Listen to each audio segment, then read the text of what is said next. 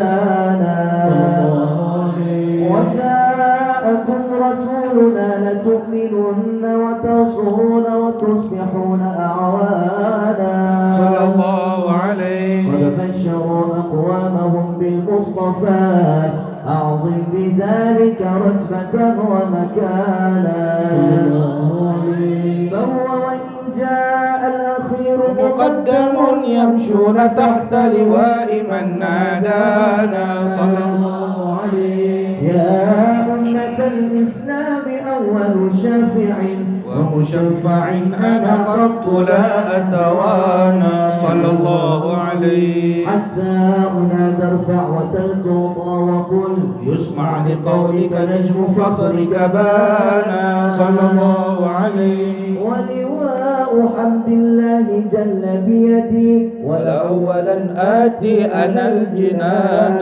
صلى الله عليه وأكرم الخلق على الله أنا فلقد حباك الله منه حنانا ولسوف يعطيك فترضى جل من معطي تقاصر عن عطاه نهانا صلى الله عليه بالله كرر ذكر وصف محمد كيما تزيح عن القلوب الرانا يا ربنا صل وسلم دائما على حبيبك من إليك دعانا اللهم صل وسلم وبارك عليه وعلى آله صلى الله وسلم عليه. Assalamualaikum warahmatullahi wabarakatuh. Bismillahirrahmanirrahim. Alhamdulillahi rabbil alamin wassalatu wassalamu ala sayyidina Muhammadin wa ala alihi wa sahbihi ajma'in. Bismillahi ma sya'allah la yasuqul khaira illallah. Bismillahi ma sya'allah ma kana min ni'matin fa min Allah. Bismillahi ma sya'allah al khairu kulluhu biyadillah wa la hawla wa la quwwata illa billah. Bismillahi ma sya'allah la yasrifu su'a illallah. Rabbi syrah li sadri wa yassir li amri wahlul 'uqdatam min lisani yafqahu qawli amma ba'du. Kasihi al-fadhil Ustaz Hadi Ahlul Insyad. Malam ini kita ada, biasanya kita ada Abang Gus Husaini, malam ini Abang Ammar Al-Munawwar. Pertanyaan Al-Munawwar tu dapat dari mana? Daripada Habib Muhammad Al-Mahdali. Kemudian ada Abang Amirul. Kemudian Abang Haris pada. Kemudian pelajar yang dikasihi dan dirahmati Allah Subhanahu wa taala. Sengaja kita mula dengan Maulid Nabi dulu, biar semangat sikit. Ada orang kata mengaji, buat apa duk kira Maulid tak mau mengaji. Kita buat dua-dua. Kita mengaji, kita Maulid. Tadi saya record video yang sesi kedua. Kan tadi kita ada dua sesi kan? Sesi pagi dan agak tengah hari sikit. Sesi yang kedua tu kita baca kitab sejam, dekat sejam setengah. Takkan dia kata kita tak mengaji lagi. Mengaji lah tu. Hak kata tu biasanya dua-dua ada tapi. Gus kenal siapa yang kata tu. Bismillahirrahmanirrahim. Ini suatu fasal pada menyatakan rahsia puasa dan menyatakan segala syarat-syaratnya yang batin. Ini rahsia puasa dan syarat-syarat puasa yang batin. Kita dah bahas syarat-syarat puasa yang zahir, perkara yang wajib bagi puasa. Ketika puasa kita kena buat apa, kita dah bahas. Ketahui olehmu hai orang yang menjalani jalan akhirat dan jalan kepada Allah Ta'ala, bahawa adalah bagi puasa itu 3 derajat, 3 makam. Terus Mas. Derajat yang pertama, puasa orang yang awam, yakni puasa kebanyakan manusia, iaitu menegahkan ia daripada makan dan minum dan jima, dan menahan daripada segala yang membatalkan puasanya seperti yang tersebut pada fasal yang dahulu itu. Ini kedudukan orang awam. Puasa biasanya hak ni dia tak makan, dia tak minum, dia tak bersama dengan isteri, kemudian dia tak buat perkara yang membatalkan puasa. Apa dia? Muntah dengan sengaja. Apalagi masuknya sesuatu dalam lubang. Sama ada apa? Lubang atas, lubang bawah semua. Dan juga apa? Tidak mengeluarkan mani dengan sengaja. Tidur-tidur dia mimpi. Mimpi naik bukit. Mimpi naik bukit, turun bukit. Bangun-bangun banjir. Jadi macam mana? Yang tu tidak batal puasa dia. Sebab apa? Tidak disengaja. Mimpi ini dalil. Dan Nabi Muhammad, antara keistimewaan yang Allah bagi pada Nabi Muhammad tak pernah mimpi junub, mimpi basah sama sekali. Tak pernah. Tak pernah menguap langsung. Disebutkan at-tatha'ubu minasyaitan, menguap itu daripada syaitan. Wal utasu minallah, bersin tu daripada Allah. Sebab tu bersin kita ucap alhamdulillah. Kalau menguap a'udzubillah, bukan subhanallah. Tu dia ada kata subhanallah. A'udzubillah minasyaitanir rajim. Dan Nabi Muhammad apa lagi? Antara keistimewaan Nabi Muhammad dapat melihat dari arah belakang seperti mana baginda melihat dari arah depan. Dan Nabi Muhammad, keistimewaan yang Allah bagi pada Nabi Muhammad adalah Nabi Muhammad tidur, bangun tak payah wuduk, terus sembahyang. Sebab apa? Nabi kata, tanamu a'yununa, mata kami tidur, wala tanamu qulubuna, hati kami tak tidur. Jadi semua para nabi macam tu. Nampak ya tidur, tapi hakikatnya tidak tidur. Kita tengah jaga pun tidur. Ini panggil puasa awam. Takat tu kan, dia boleh tinggalkan perkara yang membatalkan puasa sahaja. Daripada terbit fajar sampailah tenggelam matahari. Yang tu saja yang dia boleh buat. Hak lain dia tak jaga. Apa lagi? Tengok derajat yang kedua.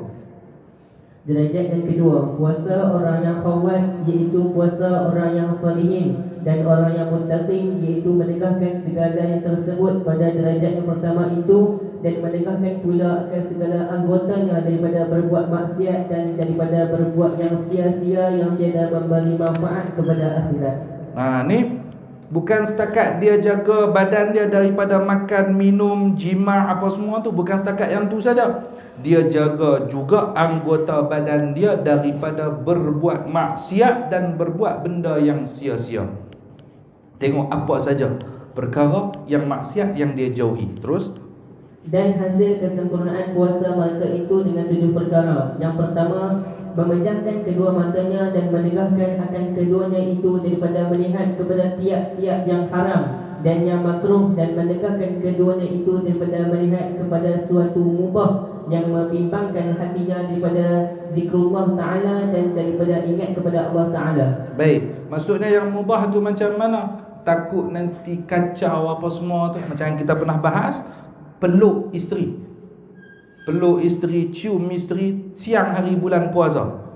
Waktu malam dia tak mau peluk, waktu malam dia tengok Piala Dunia. Waktu ni lah dia nak peluk isteri dia. Waktu apa? Waktu siang. Ni. Benda tu boleh tak? Boleh. Cuma kalau siang hari bulan Ramadan, jangan duk tengok isteri. Yang perempuan pun nasihatlah, yang dah kahwin ni nasihatlah isteri dia. Hak kahwin 3 orang kita. Saya, Ustaz Hadi, Abang Amirul lah. Hak lain semua tak kahwin lagi, Gus on the way. Abang Ammar pun on the way. Abang Ammar ni lah, bukan Ammar 2 tu. Dah. Baik. Jadi tengok isteri itu, bernafsu pada isteri itu berpahala. Tapi kalau siang hari bulan Ramadan perkara tu jangan. Tu jaga. Jangan. Tu maksudnya jaga mata, semua kita jaga pada siang hari bulan Ramadan. Baik, sabda Nabi sallallahu alaihi wasallam. Sabda Nabi sallallahu alaihi wasallam, "An-nawaru sahmun masmumun min sihami iblis la'anahullah. Faman tarakahu khawfan min Allah atahu Allah imanan yajidu halawatahu fi qalbi." Artinya, melihat itu iaitu satu panah yang dibubuhi racun daripada beberapa panah iblis. Maka barang siapa meninggalkan melihat itu kerana takut akan Allah Ta'ala, nescaya memberi akan dia oleh Allah Ta'ala akan iman yang mendapat ia akan manis iman itu di dalam hatinya, yakni diberi oleh Allah Ta'ala akan tiap tetap iman. Baik. Jadi melihat ini adalah satu racun daripada beberapa panah beracun iblis. Ini mata. Sebab tu mata ni, kita maksiat banyak punca daripada mana apa? Daripada mana? Daripada apa? Daripada mata. Tengok orang buat maksiat, kita kutuk orang ni buat maksiat ni sahih neraka. Tu dia. kita confirm syurga ke? Belum tentu. Tengok orang buat jahat sikit terus suuzan. Suuzan ni berdosa. Suuzan berdosa. Suuzan tu dipanggil dengan apa? Ribah dengan hati, mengumpat dengan hati. Tu suuzan. Jadi melihat, siapa jaga mata, dia nampak terus dia tunduk. Allah akan bagi kemanisan iman di dalam hati dia. Melihat perempuan, begitu juga sama melihat gambar perempuan yang bukan mahram. Bukan mahram. Kalau ni duk tengoklah IG duk tengok. Ustaz, saya tengok ustaz, tapi saya tengok geng-geng hijrah sama ya. Haram. Bulan puasa. Bulan tak puasa haram juga. Bukan makna bulan tak puasa boleh. Macam budak-budak duk kata lah bulan puasa tak boleh murung. Puasa ni tak boleh murung. Awak doa bulan puasa boleh murung? Tak boleh juga. Sama. Jadi tengok perempuan dengan pandangan, uish, sekok ni haram. Timbul macam tu saja. Ni bukan ustaz ni syadid sangat. Bukan masalah syadid, masalah hukum macam tu. Ada yang tanya pada saya, WhatsApp dengan perempuan macam mana? Kalau WhatsApp tanya, Assalamualaikum, saya ada hajat ni nak beli, contohlah, kau tu dia jual online kan, hak tu tak apalah. Jadi yang tu tak apa. Tapi kalau apa khabar, jom kita tahajud sama-sama, haram. Tahajud konon, cewah, haram. Jangan. Siapa yang itu termasuk apa yang Syekh Nazrul pesan, penuntut ilmu ujian utama dia perempuan. Ujian utama perempuan. Hati-hati. Memang ujian utama perempuan. Kita boleh selamat, orang bagi duit, kita boleh jaga amanah tu. Duduk dalam bilik, duit berbilion-bilion duit, emas berketul-ketul, duduk dalam bilik seminggu, boleh kita jaga.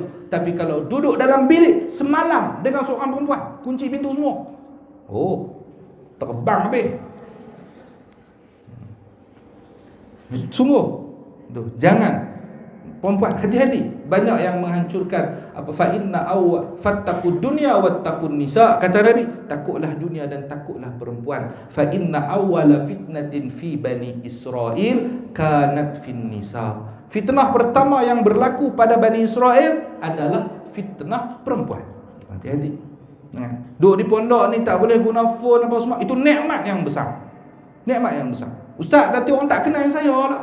Saya nanti nak jadi terkenal, TikTokers ke apa. Tak terkenal, dah. Bukan macam tu. Kita tak dikenal di bumi, tak apa. Yang penting Allah kenal kita. Yang tu yang kita nak. Berapa banyak orang yang orang kenal, tapi Allah tak kenal dia, Nabi Muhammad tak kenal dia. Itu yang penting. Tengok apa contoh di Indonesia, Gus Bahak. Mana ada media sosial? Tak ada. Tapi dunia Islam mengiktiraf keilmuan beliau. Bagi kitab, bagi Al-Quran dekat beliau. Quran, cetakan ni ke apa, ke tulisan tangan, beliau pegang. Kitab apa pun yang beliau tak pernah pegang, kitab tu kita bagi. Beliau pegang-pegang, beliau kata, oh ni ada, tak buka lagi, ada rasa muka surat sekian ni ada kurang. Walaupun tak pernah buka kitab, itu karamah yang Allah bagi pada beliau. Beliau kata Al-Quran tu bidang saya, pegang Quran saja beliau tahu di mana ada kesilapan, kod cetakan, salah tulisan, beliau tahu. Tu hebat. Tak ada media sosial, tak ada handset, tiga sekupang. Faham? Tiga sekupang Nokia tu, macam tu lah, berat, punggai pelam, jatuh pelam.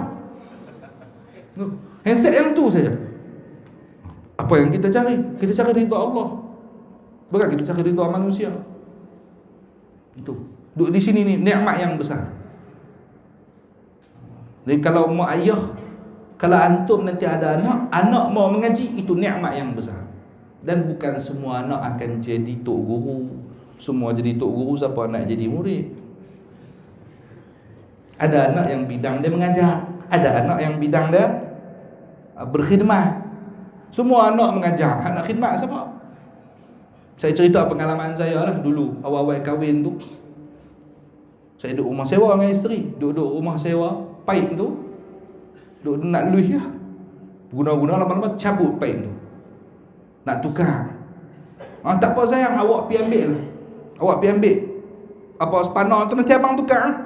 Boleh, abang reti ke? Reti, dengan hakul yakin yang saya kata saya reti. Pergi buat. Awal itu pak mentua saya kata, benda ni kalau buat ikut dan dia patah. Tak patah lah sayang, yakin. Buat prak patah. Saya terus, sayang, macam mana tak? Orang habak dah. Lo nak buat macam mana? Patah dah ni. Benda takdir ni. Saya bertelefon Pak Mentua Amai. Abah habak dah dekat Amir buat juga. Lah, saya duk ingat boleh apa? Lah dia buat. Itu bukan bidang.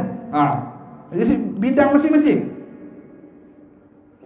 Bidang masing-masing. Saya suruh consider. Mampu. Jenuh. Amal suruh kuliah. Jenuh. Berpeluh. Itu dia bidang masing-masing. Tak semua anak akan jadi macam yang kita nak. Ada bidang masing-masing. Ustaz adik saya dulu ada anak murid di daerah umur 20 tingkatan 1. Saya ingat lagi nama dia Muaz Musa. Rajin, khidmat rajin. Saya terang nahu al-kalamu huwal lafzul murakkabul mufidu bil wad'i. Dia ulang 10 kali dia tak faham. Tak faham Ustaz. Tak faham.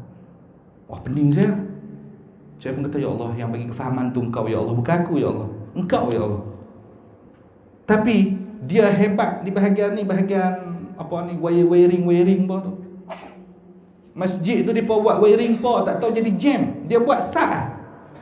Kita buat, kita kena wiring nanti. Lepas tu ada macam apa tu, kowe tu kan. Kowe tu ni rekod ni bukan iklan kowe tak gitu, Ustaz ambil promote kowe pula. Dia kowe tu rosak, bawa pergi dekat yang servis tu. Servis apa semua elok lah. Guna tak sampai 2 hari, tangan banyak Ustaz kat sekolah.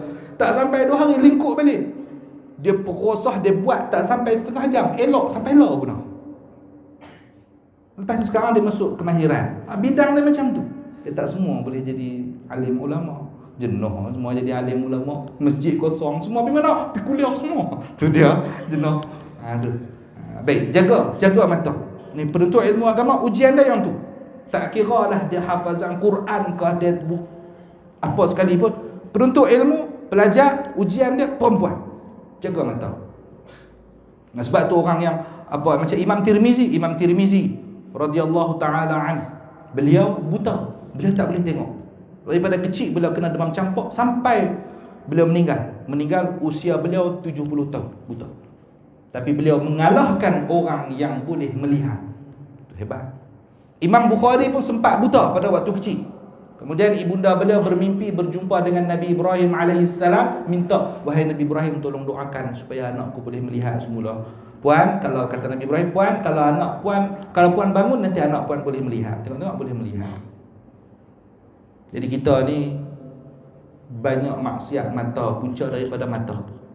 Jaga, wahai pelajar, penuntut ilmu, jaga mata. Ada kisah seorang penuntut ilmu, dia pengaji tahfiz lah. Dia jalan-jalan hujan dia berteduh lah di bawah satu macam rumah kosong tu kan, rumah baru nak buat, dia berteduh situ. Tiba-tiba ada seorang macam lari-lari pergi duduk situ juga, perempuan ni hafizah, duduk situ basah-basahan. Macam lagu dangdut, basah tu. Duduk situ, dia shot, ada syaitan duk jolok. Syaitan dia korek telinga, dia korek. Tu kan. Habis. Jadi akhirnya mereka berzina di situ. Tu jangan. Nak berdua. Ada siapa? Ada 2 orang, yang ketiga syaitan. Hati-hati. Fitnah perempuan. Baik, terus. Ni tak habis kitab ni nanti. Abang Mi'on. Tak habis ni. Baik. Terus. Dan lagi sabda Nabi SAW, khumsun yuftirna as-sa'im al-kadhibu khumsun yuftirna as-sa'im al-kadhibu wal-ghibatu wal-namimatu wal-yaminul kadhibatu wal-naharu bisyahwah. Artinya 5 perkara yang membatalkan yang puasa. Baik, maksudnya ni yang membatalkan pahala puasa. Bukan batal puasa. Buat ni batal puasa, jenuh kita. Jenuh tak kata orang, jenuh. Jenuh. Membatalkan pahala puasa. Sebahagian ulama, ada setengah pendapat daripada mazhab Imam Ahmad bin Hanbal mengatakan dengan zahir hadis ini. Maksudnya batal puasa kalau buat. Ada sebahagian kata macam tu. Jadi nak hindar macam tu, kita jangan buat juga. Berusaha jangan buat. Baik, terus. Yang pertama berdusta. Kedua, mengumpat akan orang. Mengumpat ni ada 2 macam. Mengumpat dengan lisan dan mengumpat dengan hati. Mengumpat ni benda betul. Dah betul. Kalau tak betul dipanggil dengan fitnah. Ustaz, saya cakap benda betul. Benda tu lah riba. Kalau benda tak betul, mengada-ngada, membuat-buat, nama dia fitnah. Baik. Terus yang ketiga, mengadu-ngadu akan orang. Adu-adu ni apa? An-namimah. Tukang adu, batu api. Cucuk sana, cucuk sini, bang bergaduh. Dia pergi jumpa Abang Ammar. Abang Ammar, Abang Gus kata Abang Ammar hitam. Contoh. Kata itu. Allah.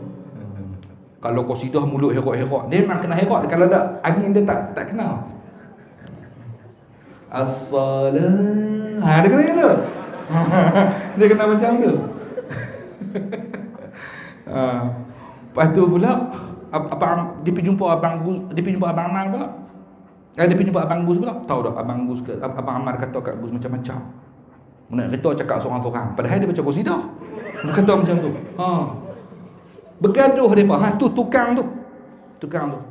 Dia bukan setakat dia batal dia pahala puasa dia habis. Dia tak masuk syurga. La yadkhulul jannata namamun. Tidak masuk syurga orang yang mengadu-ngadu. Tak masuk syurga. Jangan jadi batu api. Jangan jadi batu api. Terus itu saya sebut contoh lah, bukan mana hampa pernah kata. Baik, terus. Keempat, bersumpah dengan dusta. Sumpah bohong. Terus kelima, melihat akan sesuatu dengan syahwatnya, yakni dengan ingin. Melihat dengan syahwat. Contoh kita menega bazar, ada pembeli perempuan, kita tengok muka dia. Sebagai pembeli pembeli dan penjual kita boleh tengok muka, tak ada masalah lah yang tu. Yang masalah melihat dengan syahwat. Melihat dengan syahwat sebab apa? Dia perkara tadi tu dapat merangsang syahwat. Jadi puasa dia kacau. Batal pahala puasa dia. Harus jaga mata. Baik, terus yang kedua, memeliharakan lidah daripada perkataan yang haram dan daripada perkataan yang sia-sia, yakni tiada memberi manfaat di dalam akhirat, dan memeliharakan pula akan lidah daripada berdusta dan daripada mengumpat akan orang dan daripada mengadu-ngadu akan orang, dan memeliharakan pula akan dia daripada segala perkataan yang keji-keji, dan memeliharakan akan dia daripada berbantah-bantah dan berkelahi dengan orang, dan memeliharakan daripada memaki orang. Dan seyogianya hendaklah orang yang puasa itu melazimkan diam dan masyghul ia dengan membanyakkan zikrullah dan membanyakkan membaca Al-Quran. Dan berkata Imam Mujahid rahimahullah ta'ala, khoslatani yufsidani siyam, al-ghibatu wal-kadhibu. Artinya dua perkara membinasakan ia akan puasa. Pertama, mengumpat-umpat akan orang. Kedua, berdusta. Dan sabda Nabi sallallahu. Jadi orang yang mengumpat, lepas tu dia berdosa. Orang yang dengar, contoh yang mengumpat ada orang, dia ada yang ketiga. Hak ketiga tu pendengar. Pendengar pun sama. Duduk dengar, duduk record dalam otak dia tu. Dia record. Lepas tu dia mengumpat, dia kata dalam hati dia.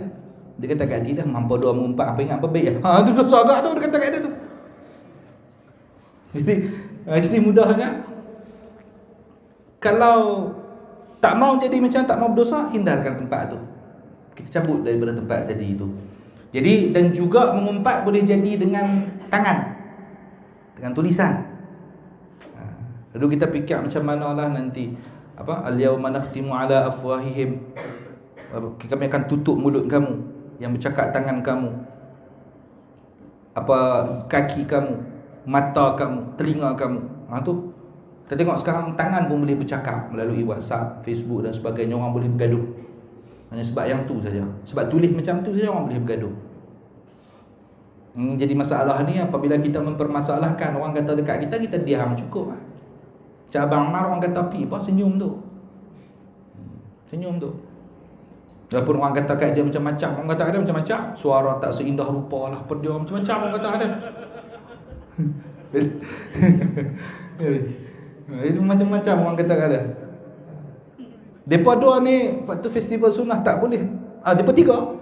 Itu juri alat muzik, Abang Amirul, atau panggil Abang Meon, panggilan mesra dia, Abang Meon. Abang Gus, depa tak boleh jadi tak boleh bertanding dalam pertandingan qasidah festival sunnah. Kalau bertanding confirm menang. Menang tanpa bertanding orang kata. Depa tak boleh, depa jadi juri. Jadi juri tipe 3 ni. Jadi bawa malam ni bukan calang-calang, kemah-kemah belakang. Kalau hampa tidur tak tahu. Ambil kepala buh dalam dar buka ketok. Nak buat macam tu. Baik. Jadi haram mengumpat dengan lidah, maka haram pula mengumpat dengan lisan. Tak boleh mengumpat dengan lisan. Baik, terus.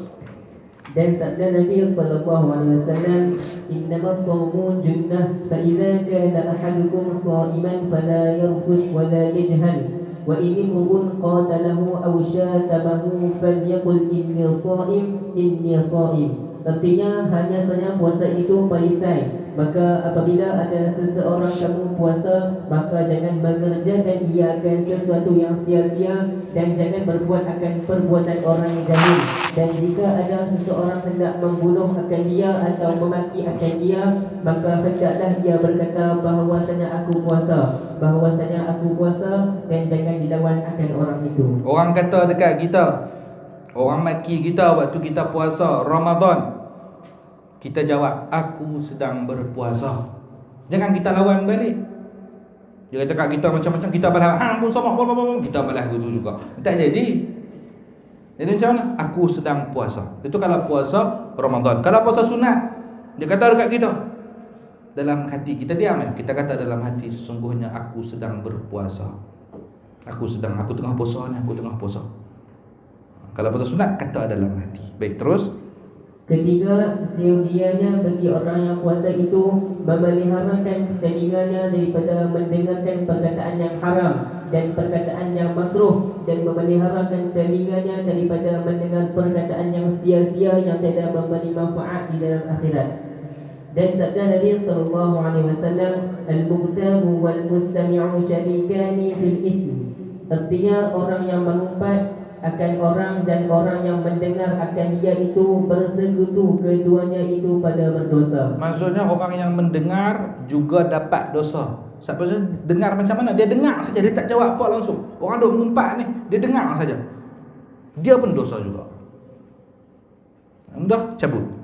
Terus keempat, sia-sianya bagi orang yang puasa itu memeliharakan tangannya dan kakinya daripada segala yang diharamkan dan segala yang makruh dan segala yang sia-sia yang tidak memberi manfaat di dalam akhirat. Baik, jaga tangan, jaga kaki daripada segala perkara yang diharamkan. Memukul, merampas hak orang, jangan. Termasuk juga tanda tangan, sign perkara yang haram yang tak boleh ditandatangani. Tak boleh ditanda-tangani, haram. Jangan, bulan puasa jangan. Bagi puasa kita, buat luar bulan puasa boleh ke? Tak boleh ke? Tak kata boleh. Ada hadis musalsal bil musafahah. Jadi musalsal bil musafahah, man safahani aw safaha man safahani ila yaumil qiyamah dakhala al jannah. Barang siapa yang bersalam denganku atau bersalam dengan orang yang pernah bersalam denganku sampai hari kiamat masuk syurga, kata Nabi. Masuk syurga lah. Nampak kita masuk syurga lah. Di belakang tu ada tengah-tengah tu masuk Palestin tu. Yang apa pasal? Nak okey lah. Okey. Jangan. Masuk Palestin, Israel tak mai. Baik. Jadi jaga. Sebab apa ada hadis musalsal bil musafah, hadis musalsal bersalam? Sebab nak ingatkan kita bahawa tangan kita ni pernah salam dengan guru kita. Guru kita pernah salam dengan guru dia. Terus sampailah kepada sahabat, kepada tabi'in, kepada sahabat dan kepada Rasulullah sallallahu alaihi wasallam. Itu antara hikmah dia. Ambil hadis musalsal bil musafah, bersalaman. Baik, terus. Kelima, memelihara akan perut pada ketika waktu berbuka itu daripada memakan makanan yang haram atau memakan yang syubhat. Maka tiada faedah bagi puasa itu meninggalkan daripada makan yang halal, kemudian maka berbuka dengan memakan makanan yang haram. Maka adalah misal orang yang puasa itu seperti misal orang yang berbuat mahdigai, padahal ia merobohkan negeri kerana makanan yang halal itu memberi mudarat ia dengan memakan banyak akan dia, dan tiada memberi mudarat ia dengan makan sedikitnya. Baik. Maksudnya kita puasa elok dah, tahu-tahu buka puasa dengan makanan yang haram. Tak ada guna. Tak dapat apa hasil kita daripada puasa tadi. Ammar ni tolong tanya Ustaz Hadi, tengok kertas yang saya bagi dekat Ustaz Hadi, gambar tu print dah. Bagi dah, edar semua dah. Edar dah. Ada. Semua ada lah. Sekali kita bahas sikit. Ada lebih tak? Ada lebih tak? Kalau ada lebih boleh bagi dekat Abang Gus, abang ni, abang TikTokers. Ada lagi. Ada lebih tak? Kertas tu. Kertas kecil tu. Kalau ada lebih boleh bagi, boleh tanya tengok. Ada, kalau ada lebih bagi. Baik. Sekali kita bahas yang tu. Terus dan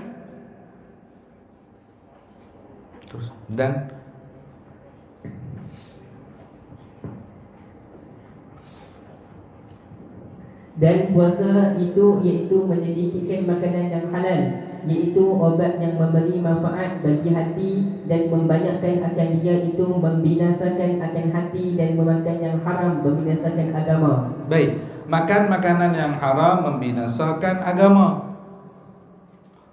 Kita waktu buka puasa tu kalau boleh kita nak kurangkan makan daripada makanan yang halal.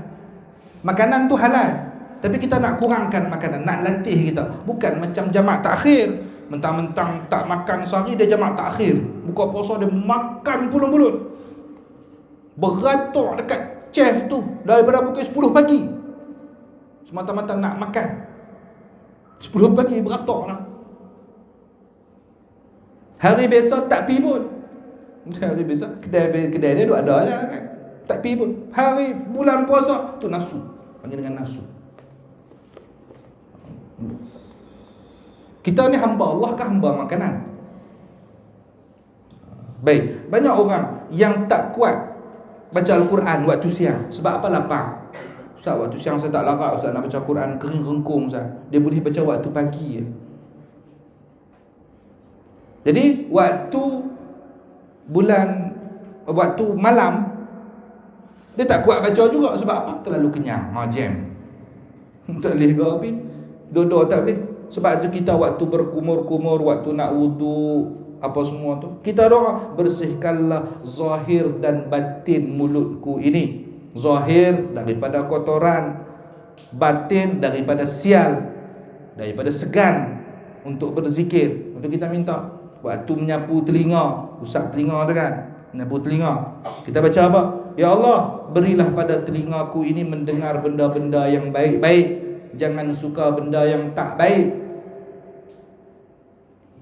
Buka dalam naik kereta tu, buka lagu yang Islamik sikit, rindunya daku, yang tu kan, bukan tu.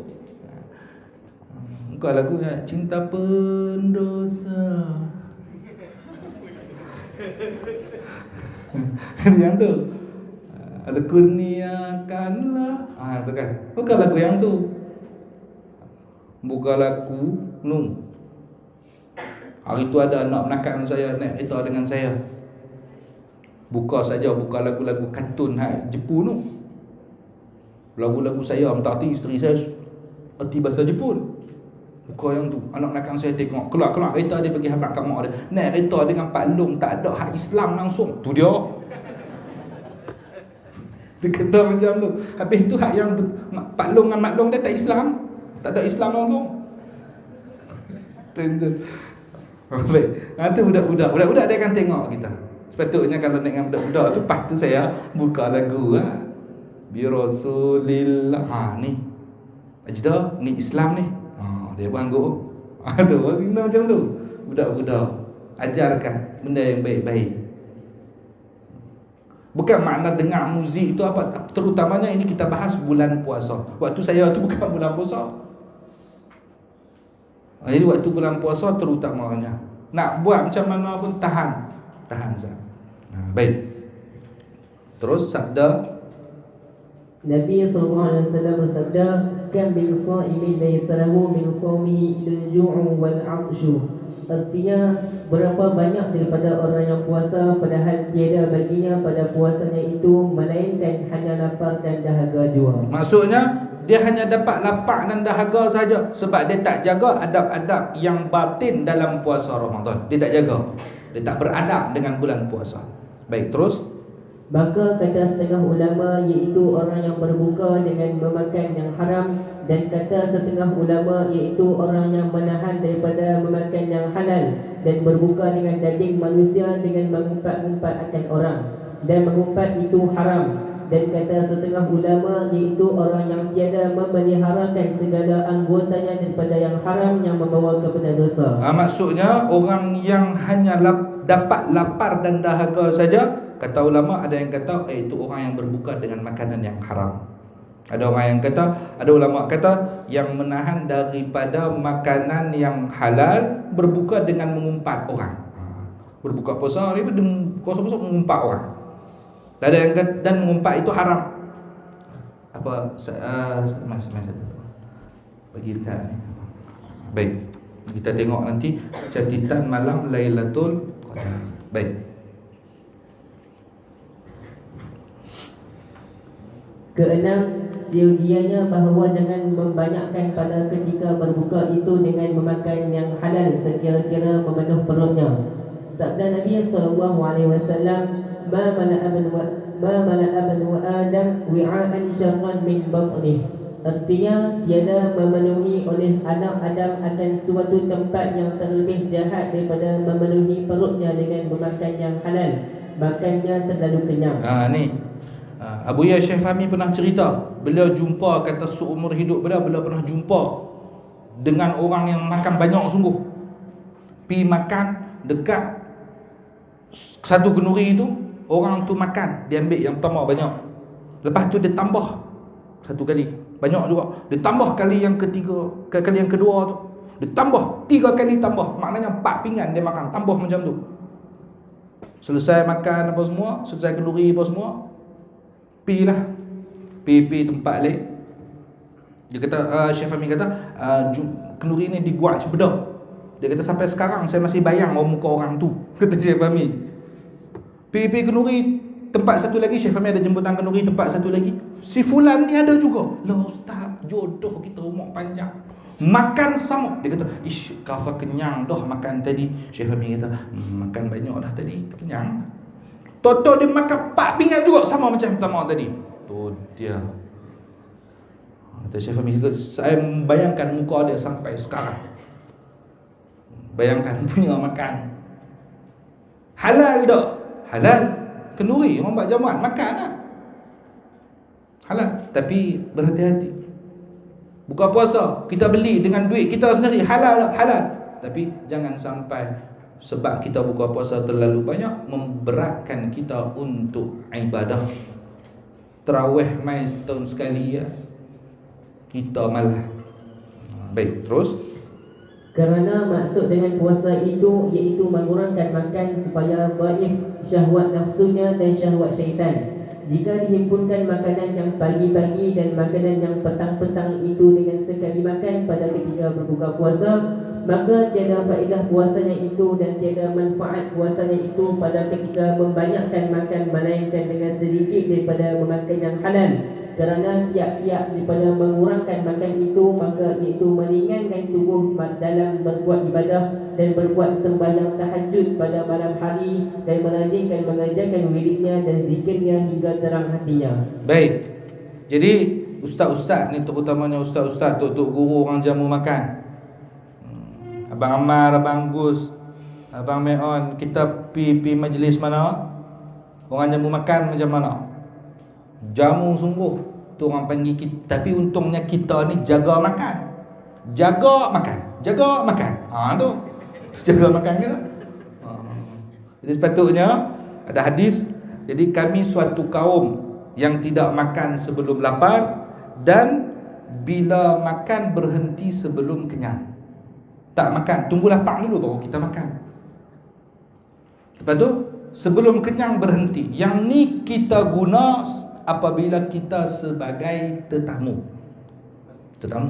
Kalau tuan rumah macam mana? Tuan rumah lagi banyak jamu orang, lagi banyak dapat pahala. Dia tengok pinggan kita kosong, lagi dia tambah. Sila Maulidur Rasul lah. Bayang kau tengok, darah tinggi terus. Dia punya panah. Ni. Jadi kita jangan terbalik pula. Lagi banyak makanan. Ta'amus sakhiyyi. Ta'amus sakhiyyi dawaun. Makanan orang yang pemurah itu ubat, dan makanan orang yang kedekut itu penyakit. Oh, dia pemurah ni, kita makan ni ubat. Oh, guna dalil tu pula. Baik, yang ketujuh. Ketujuh, sehingga bahawa adalah hatinya kemudian daripada berbuka itu berulang-ulang antara khauf, yakni takut, dan raja, yakni harap, yakni berulang-ulang antara takut akan Allah Ta'ala dan antara harap akan Allah Ta'ala, kerana dia diketahui daripada adakah diterima akan kuasanya itu, maka iaitu daripada orang yang mufarradin atau diterapkan akan kuasa itu atasnya, maka iaitu daripada orang yang dimurkai Allah Ta'ala. Dan sebenarnya ia menghadirkan yang demikian itu pada ketika kemudian daripada tiap-tiap ibadah yang lain daripada puasa itu. Maksudnya kita hadirkan antara khauf, takut, dan raja, berharap. Takut ibadah kita ni Allah tolak, jangan terlalu percaya diri sangat. Dan berharap pada Allah, ya Allah, aku yakin ya Allah amalanku ini diterima ya Allah. Husnuzan kepada Allah. Ni penataan hati, nak jaga hati kita. Antaranya kita doa, ya Allah, ini sahaja ibadah yang aku mampu buat, takat ni saja ya Allah. Aku tak pandai lebih dari ni. Tak pandai. Kiranya Engkau terimalah apa yang aku mampu buat dari ibadah ni. Aku tahu ibadah ni sangat kurang, tapi aku tak mampu buat lebih dari ni. Takat ni saja yang aku mampu ya Allah. Itu doa kita. Nah, ini perasaan takut tidak diterima dan berharap supaya diterima. Kedua perasaan ini mesti berimbang dalam hati. Jangan rasa pula confident, amalan aku confirm Allah terima. Dia rasa macam tu pula. Dan jangan pula rasa putus asa, tak terima dah, dia rasa putus asa pula. Jadi berimbang, tengah-tengah. Ini juga supaya apa kita ambil tengah-tengah ni? Supaya dia akan memperbaiki kualiti ibadah kita. Mesti berimbang. Dan ini juga antara asbab untuk kita mendapatkan khusyuk. Dalam kitab ini ada disebutkan lebih kurang 8 perkara, 8 cara untuk mendapatkan khusyuk. Antaranya yang di atas ini, khauf dan rojak mesti berimbang. Khauf takut amalan kita Allah tolak, dan rojak berharap supaya amalan kita Allah diterima, itu mesti berimbang. Dua-dua itu berimbang. Dan husnuzan kepada Allah. Husnuzan pada Allah. Ya Allah, kami ini sembah Engkau ya Allah. Kami ini beriman kepada Engkau ya Allah. Kami ini sujud kepada Engkau ya Allah. Kami beriman kepada Nabi-Mu ya Allah. Mesti yang tu tanam dalam hati. Kami beriman kepada Nabi-Mu ya Allah. Masukkan kami ke dalam syurga-Mu ya Allah. Yakin Allah masukkan kita ke dalam syurga. Ini mesti kena ada. Yakin saja tapi tak semayang, kacau pula tu. Itu jam pula tang tu. Baik, derajat yang ketiga. Derajat yang ketiga, puasa orang yang khawasul. Khawas iaitu puasa orang yang muqarrabin, yang arifin, yang menahan hatinya daripada mencita-cita akan dunia dan daripada memikir akan dia, dan mengosongkan rahsia yang di dalam hatinya daripada barang yang lain daripada Allah Ta'ala, dan senantiasa hatinya itu syuhud kepada Allah Ta'ala. Dan batal puasanya itu dengan memikirkan barang yang lain daripada Allah Ta'ala dan yang lain daripada negeri akhirat. Demikian lagi batal puasa itu dengan memikir akan pekerjaan dunia, melainkan jika ada dunia itu membawa kepada manfaat akhirat dan jadi bekal baginya di dalam akhirat, maka iaitu tidak dinamakan dunia. Baik, ada dunia yang membawa manfaat akhirat. Contoh, dia ada banyak harta digunakan untuk membantu orang lain. Dia ada banyak harta, dia tak ada ilmu tapi dia ada banyak harta, dia bantu pondok-pondok yang lain. Itu dunia yang membawa manfaat kepada akhirat, bukan dunia yang celaka, bukan. Ini panggil dengan puasa yang ketiga, puasa khawasul khawas, VVIP, very very important person. Tu bukan important tu, lain bukan. Bukan.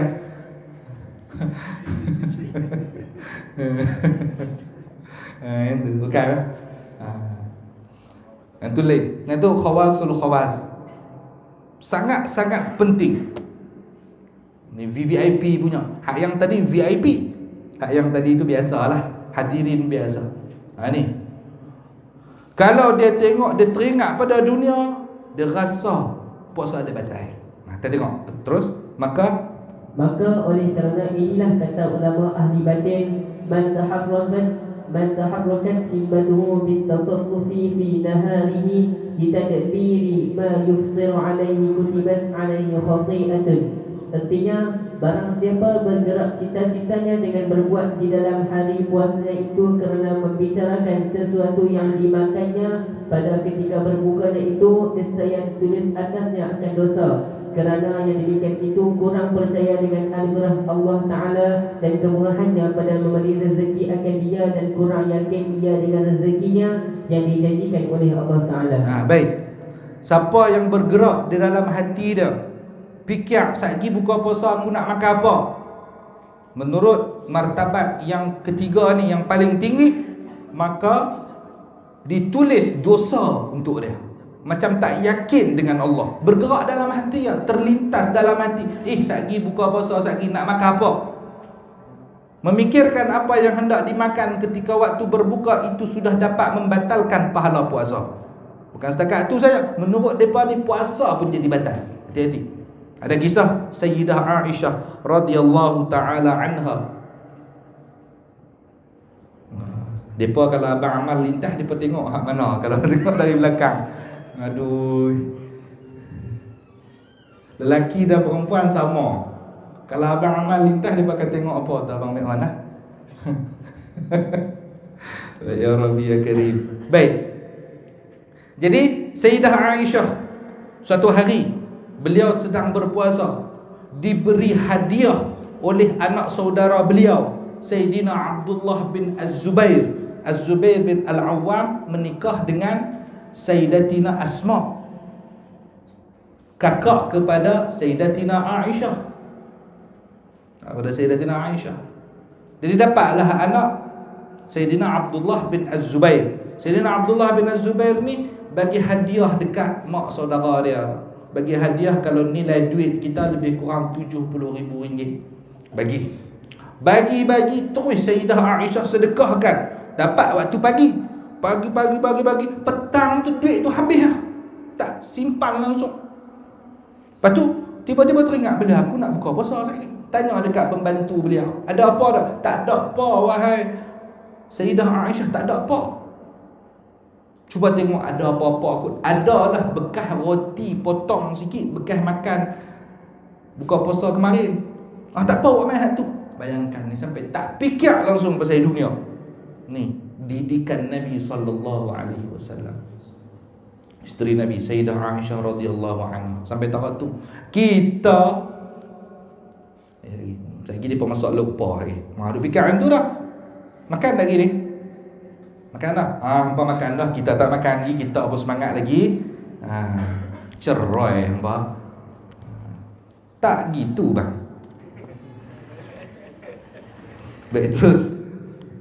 Dan derajat puasa yang ketiga ini iaitu martabat anbiya dan orang-orang siddiqin dan orang-orang muqarrabin yang arifin, kerana cita-cita hati mereka itu semata-mata berharap kepada Allah Ta'ala dan berpaling hati mereka daripada segala yang lain daripada Allah Ta'ala, dan telah masuk mereka itu di dalam makna firman Allah Ta'ala, qulillahu thumma dharhum fi khawdihim yal'abun. Baik. Sayyidina Abu Bakar As-Siddiq dipanggil dengan Sayyidina Abu Bakar As-Siddiq. Sayyidatina Aisyah As-Siddiqah. Sayyidah Aisyah. Baik, terus. Artinya, ucap olehmu akan Allah Ta'ala, kemudian maka tinggalkan olehmu akan manusia di dalam pekerjaan mereka itu, padahal bermain-main mereka itu. Maksudnya, kita ni antara kita ibadah ni antara kita dengan Allah saja. Tak peduli apa kata orang. Tak peduli apa kata orang. Jalan terus kita punya program. Jalan terus orang nak kata apa, kerja duk pi daurah, ngaji pondok tak mau. Habis tu hang buat apa? Aku tak buat apa, aku condemn orang. Mampu pergi kat hang, aku nak pergi mengaji. Macam tu. Sebab tu dalam majlis maulid apa pun kita akan selitkan dengan tausiah. Jadi tak semata-mata maulid saja. Mesti berimbang. Maulid jangan terlalu panjang. Maulid 2 jam, tausiah 2 minit. Tu dia 2 minit. Ada 10 orang tok guru, 2 minit, 20 minit, settle. Mana boleh gitu? Berimbang. Maulid jangan lama-lama, sejam cukup. Tausiah pun setengah jam, jadilah tu. Satu orang, kalau dua orang jadi sejam. Berimbang. Jangan terlalu lama. Mesti berimbang. Kita ni, bayangkan kita daripada kemarin, petang kemarin 2 sesi, petang malam 2 sesi pagi tadi. Sekarang ni Maulid baru sekali ni ya. Betul dia pernah hantam kita sebab kita buat Maulid. Pirah. Balas aku tu lah. Kalau orang Indon panggil bodoh amat. Bodoh amat, mampu habis. Lantaklah orang nak kata apa. Kami buat kerja kami. Dan ingat, bukan dia yang bagi makan untuk kita, bukan. Allah yang bagi. Rezeki Allah yang bagi. Jangan takut. Kita buat kerja kita. Saya memang macam ni akan masuk selitkan dengan qasidah. Qasidah yang Abang Gus bawa berapa minit ya?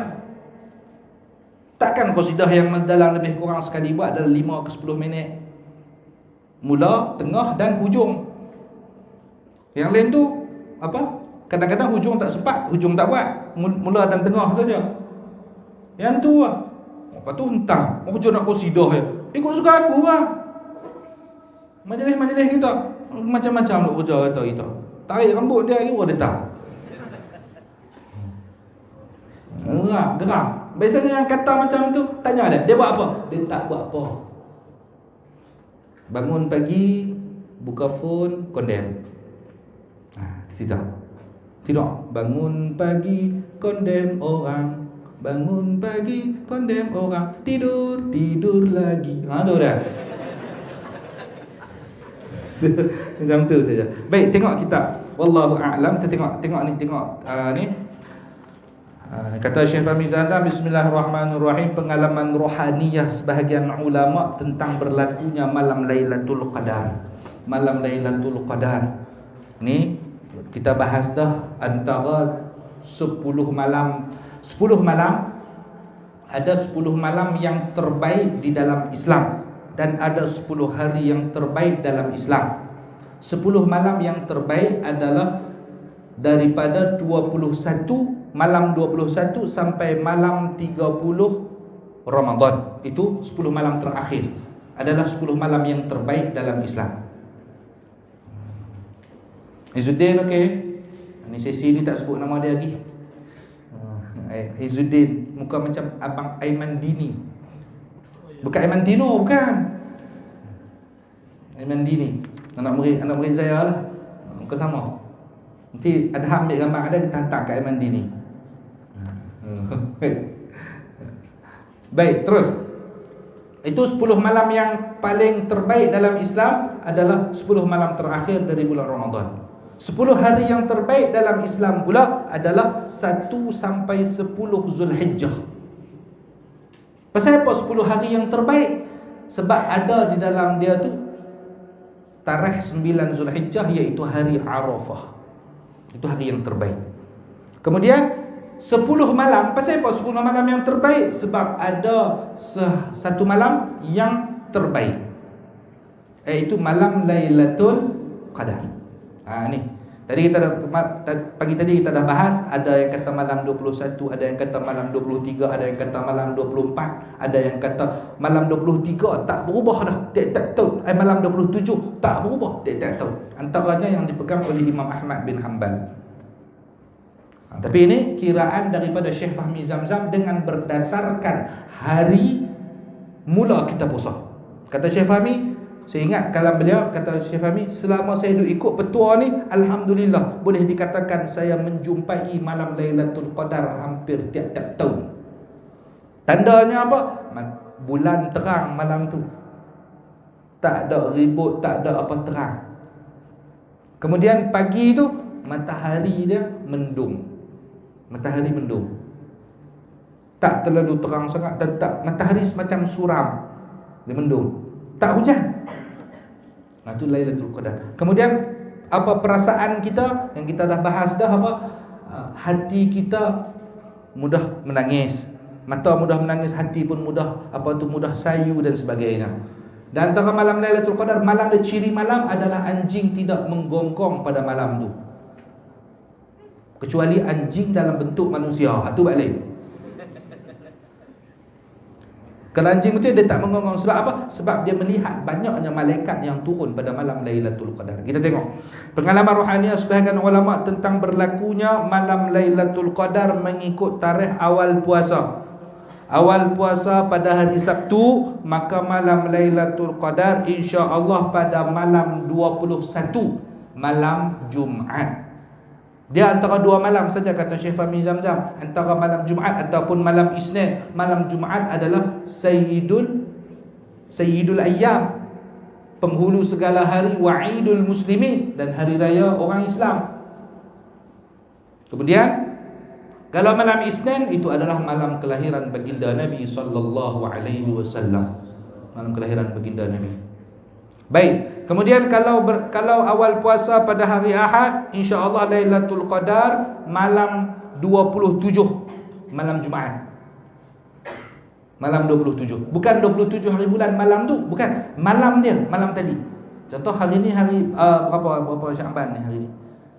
Syaban dia 25 hari ni. Sepatutnya malam ni adalah malam ke-26 Syaban. Esok kan 26, malam 26. Baik, Isnin. Kalau awal puasa hari Isnin, insya-Allah Lailatul Qadar malam 29, yakni malam Isnin. Kalau Selasa, insya-Allah Lailatul Qadar malam 25, malam Jumaat.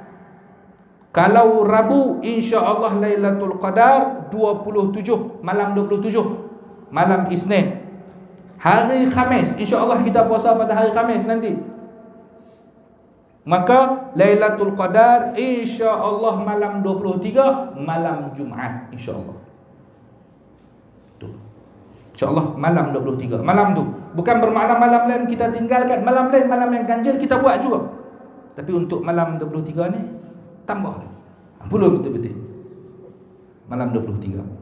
Saya ingat dulu kita puasa hari apa? Saya ingat, saya kalau tak silap, saya hari itu kita puasa hari Ahad. Saya ingat saya. Malam Lailatul Qadar malam 27, malam Jumaat. Memang betul, rasa betul tanda-tanda Lailatul Qadar pada malam tu.